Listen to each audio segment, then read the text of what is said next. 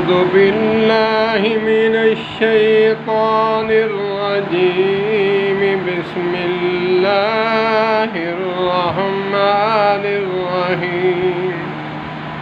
فلا وربك لا يؤمنون حتى يحكموك فيما شجر بينهم ثم لا يجدوا في أنفسهم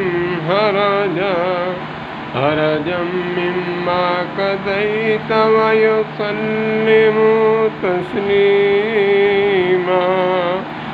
قال النبي صلى الله عليه وسلم: لا يؤمن أحدكم حتى أكون أحب إليه من والده وولده والناس أجمعين.